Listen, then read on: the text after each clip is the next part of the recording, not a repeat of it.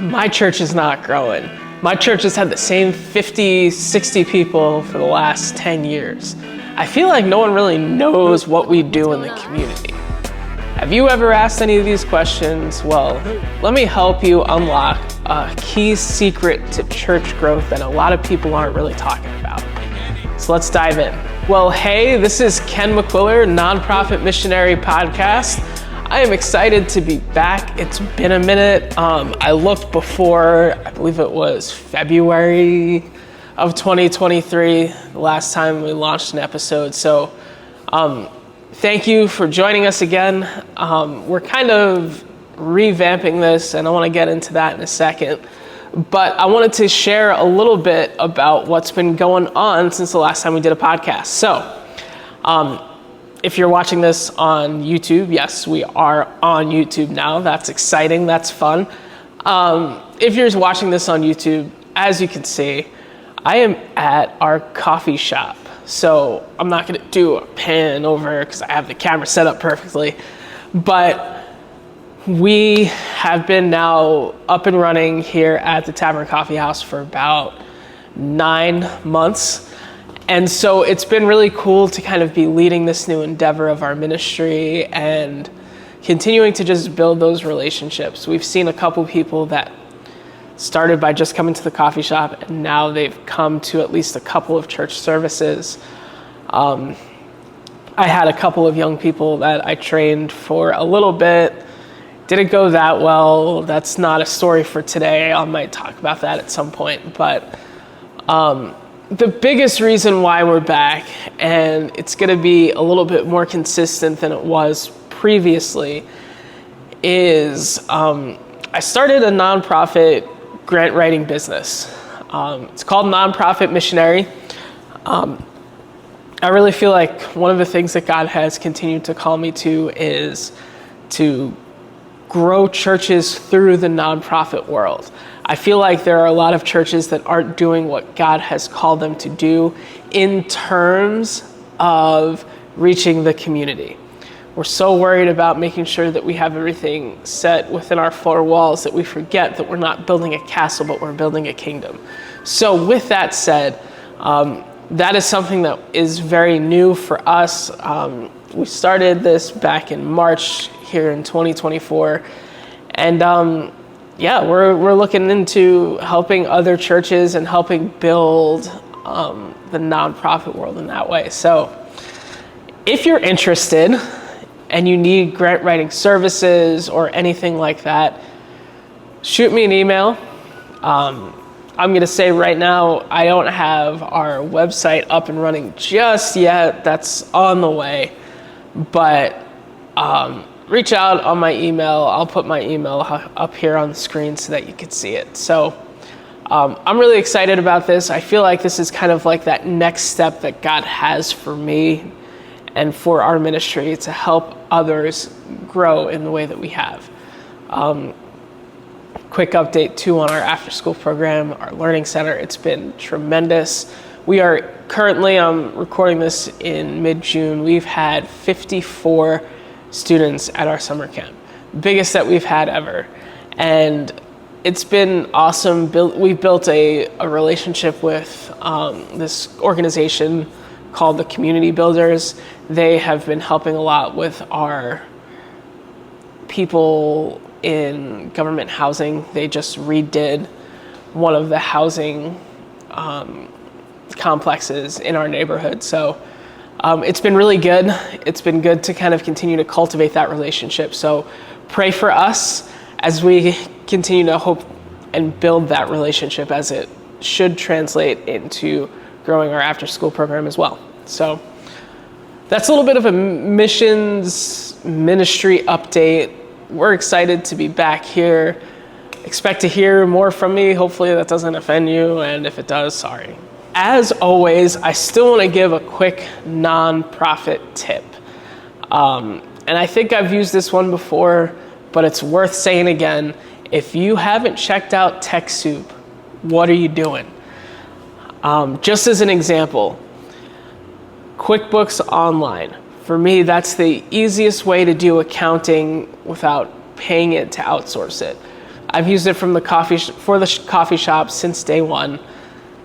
It costs $80 a year to have QuickBooks Pro, Premium, whatever it's called for nonprofits. Normally, it is $90 a month, and I got it for $80 a year because I have an account with TechSoup. TechSoup, also not a sponsor at all. TechSoup is a vital to me place that you need to go if you have a nonprofit organization. If you sign up, you have your determination letter sent, you have access to a lot of free or very discounted services such as QuickBooks Online, Microsoft. They do also a lot of different like tech things. We bought a printer last year for like 30-40% off, like an industrial office type printer. What else do they have? There's a lot of different things. Go check it out. Another one, I would check out Little Green Light, which is a great fundraising software. So check it out. If you, even for your church, grab your determination letter, whether that's like a group determination letter or whatever, grab that and you should also qualify. So check it out. I think it'll be really helpful. So enough said about all the other stuff, enough announcements, updates, and all that. Let's talk about unlocking the secret to church growth. Because so often churches, pastors are struggling to figure out, how can I grow my church? How can I get more people through the doors of such and such church? And as a pastor now for 8 years, as a missionary and also a grant writer, I believe one of the most underutilized resources that can help churches grow is the nonprofit world. If you start a faith-based nonprofit, it will help your church engage deeper into the community, help you grow your funding, and also will help you to just have a stronger presence, which will lead to more people coming in, possibly in Sunday mornings, or just having that stronger relationship with those that are around you. So I want to give you 4 reasons why you should start a nonprofit organization. Now, what do I mean by that before I get into that? What I'm saying is your church should have a separate 501c3 that is an arm of your ministry. So I say separate 501c3, there's a lot of reasons behind it, and I'll get into that in a future video. I have that already planned. But you should establish a faith-based nonprofit. That could be a lot of different things, whether it's education like we do with our after-school program. That could be doing a food pantry. That could be doing a preschool. That could be a whole lot of different things. I've actually seen a church do a rock climbing gym as a way to engage those that don't speak English. And it is a separate 501c3. So there's a lot of different ways you can do it. So let's look at 4 reasons why you should. Number 1, it forces you outside of the church walls. Acts 1:8 talks about how we're supposed to reach Jerusalem, Judea, Samaria, and to the ends of the earth. And sometimes we love talking about reaching our community. I see on a lot of churches, whether it's their slogan, kind of tagline, we love our city. But sometimes I ask the question, do you really love your city? Because it seems like some churches only love their city because that's the city that their church is in. They don't actually love the people in the city, they just love the people that attend their church. And they're more about building up their castle as opposed to building up the kingdom of God. I feel like starting a nonprofit for your church can force people to see beyond the 4 walls of the church. It helps people to see that their mission and vision is bigger than those that attend such and such church. That there are people out there that are dying that need to hear the love of Jesus. And through that, you can kind of build a stronger community. Build people up to say, hey, I want to go and reach my neighbors. Because a lot of people also, they don't necessarily want to go in the walls of a church, but they want to still see what you're about. And they can see what you're about through your faith-based nonprofit. So that's number 1. Number 2, it helps build trust in the community. We all know the stereotypes of churches, right? Whether it's churches are hateful bigots and don't really actually love people, whether it's that they believe this, they believe that, and people don't fully understand churches. And it's whether or not churches bring it on themselves. This is kind of just the general stereotype of churches. Whether you believe it or not, whether you think that's true or not, it is kind of the general idea. So you know the best way to get rid of that type of stereotype? Establish trust in your community. Become the place where people want to go. Become the place that people want to go for whatever you may offer, whether it is food, whether it's childcare, whether it's clothing, counseling. Showing up in your community, besides saying that we're a church, can help people actually trust what you have to say. Because going through the doors of a church can be a very big commitment for people. It can be a very scary commitment for people. But maybe going through the doors of a mental health counseling service may not be. Or going through the doors of a workforce development place may not be. Maybe going through the doors of a childcare service may not be. Whatever that may be, you can help build trust with people in a stronger way by establishing a nonprofit first. Number 3, long-term relationships works better than those one-time events. So, I picture a lot of churches that do the trunk or treats, or like the Easter egg hunts, things like that. And a lot of times you get a lot of people. You might have 1,000 people that drive through the parking lot of your church, but then they never attend your church again. Or the only event they do is, well, we know this church does a pop-in Easter egg hunt, and I want my kid to get a Nintendo Switch, so I'm going to go there. But they have no real intention of actually attending your church because they don't have that relationship with you. By establishing a faith-based nonprofit, you are creating programming that is intentional about building long-term relationships. Outreaches are great.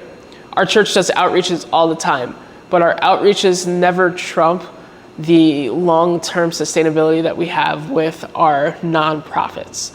So whether that's helping kids with their education, whether that's doing job training, whether that's being a safe place in the community, we are about helping build that long-term relationships.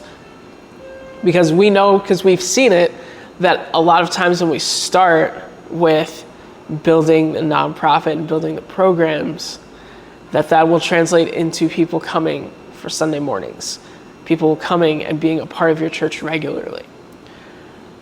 So it's just a great way to continue that long-term sustainability and that long-term outreach. Now, last but not least, you can create new funding streams for your ministry. Establishing a faith-based nonprofit, not a new religious organization, can help grow your opportunities for grants. It's really, really hard to get grants for churches. A lot of times, let's just say a lot of foundations don't love giving to churches because part of their restrictions is they do not give to religious organizations for religious purposes. In other words, you can't get a grant to help run your Sunday morning service. But if you're doing a good thing in the community that adds value to the community, aside from the spiritual component, it can help you get more funding in that way. It can also help your congregation get rallied around a cause. Because let's say you are doing a child care service and like full wraparound service for children and families. Sometimes it's hard to get people to tithe, but maybe they want to give to this feeding program that you're doing or this child care service that you're doing. So it's just another way that you can get people more involved with your ministry. And also, I want you to imagine this. Imagine being able to pay your staff full-time salaries because you have a larger capacity to do so. Imagine remaining bivocational, but both of your vocations are ministry related. That is possible when we establish a faith-based nonprofit, because then we can get the funding to do that. So what do? How are you going to do this? Get started. Establish a faith-based nonprofit. I'll go into more detail in future episodes about what that looks like and kind of the nitty-gritty process. But if you're like, man, I don't have the time, but I feel like this is something I want to do, give me a call. I want to help you with our nonprofit starter kit, where we'll not only help you submit the paperwork, but we'll also give you all the structures and systems in place so that you will be grant ready a lot sooner than other organizations are. So hit me up and let's talk. Alrighty, so even though kind of new format, still some old stuff, I wanted to talk Confessions of a Missionary. There's been a lot of things that I wanted to talk about when it came to this, and I have like, honestly, a list. But also this segment is kind of supposed to just kind of be a real look into some of the struggles of being a missionary and some of the things that like most people can't talk about. One that's kind of been in my head recently has been this phrase, I have to make sure that you are a worthy investment before I start supporting you. This phrase came from a pastor that I had asked on multiple occasions to support me. Still doesn't to this day. And like they have been on our newsletter for years, and I just don't like that phraseology. Because I turn it this way. What if a congregation member came up to you and said, before I tithe, I have to make sure that you're a worthy investment of my time? What would be your reply? More than likely, you would say something like, well, it's not about, we're not talking about me, we're talking about giving to God. And I would say the same thing, that when it comes to giving to a missionary, you aren't giving to help like pay for my life. Like you are, but you're not. In reality, you are still giving to God, and I am a beneficiary of your gift. And I think it's hard because like, why is it that this particular pastor felt like he had to say that, number one? But also, why does he get to decide whether or not I'm a worthy investment? I've shown longevity. I've been here now 8 years as a missionary. I've shown consistency. I've shown growth. How am I not being a worthy investment for you? And also,